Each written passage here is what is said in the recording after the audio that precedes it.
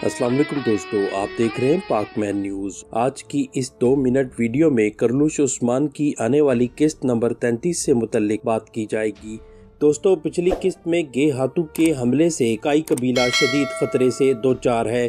وہاں بیماری کے ہاتھوں بے دست و پا ارطغرل البیم کے بعد عثمان کارا کائی قبیلے کے لیے نجات دہندہ ثابت ہوگا۔ اچانک وارد ہونے والے عثمان کارا جہاں گے ہاتھوں کے حملے سے پیدا ہونے والی خطرناک صورتحال کو اپنی عقل اور تدبر کی بدولت تبدیل کرے گا، وہاں گے ہاتھوں کو اس کے بیٹے کی سازشوں سے بھی آگاہ کرتے ہوئے اس کا بیٹا مونگ کے اس کے حوالے کرے گا، جس کی بدولت قبیلے سے گے ہاتھوں کا خطرہ ٹل جائے گا۔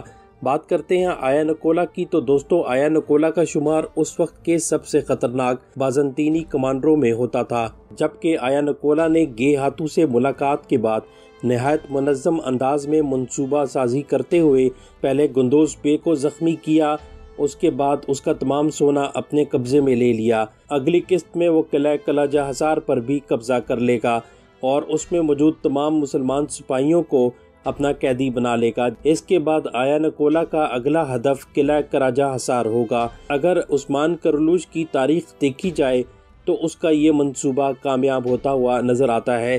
عثمان کارا اپنے بھائی سوچی بے کے منع کرنے کے باوجود دھاڑتے ہوئے شیر کی مانند آیا نکولا کو اس کی اوقات دکھانے اور اپنے قیدی چھڑانے کے لیے قلعہ کلاجہ حصار کا رخ ضرور کرے گا۔ اگلی قسط میں پہلی دفعہ آیا نکولا اور فلاتیوس عثمان کارا کو اپنے اصل روپ میں دیکھیں گے، جہاں عثمان کارا فلاتیوس کو یرغمال بنا کر فاتحانہ انداز میں قلعے سے باہر نکلے گا، وہاں اس کے بدلے اپنے تمام سپاہی بھی آیا نکولا سے آزاد کروا لے گا۔ یاولک ارسلان اپنی ناکامی کی بدولت اپنے دانت پیستا رہ جائے گا۔ دوستو، جہاں تک بالا خاتون کی بات ہے تو اگلی قسط میں سالجان خاتون بالا خاتون کی مدد کرنے کے لیے قبیلے پہنچنے والی ہے۔ مجھے اب اجازت دیجیے، اللہ حافظ۔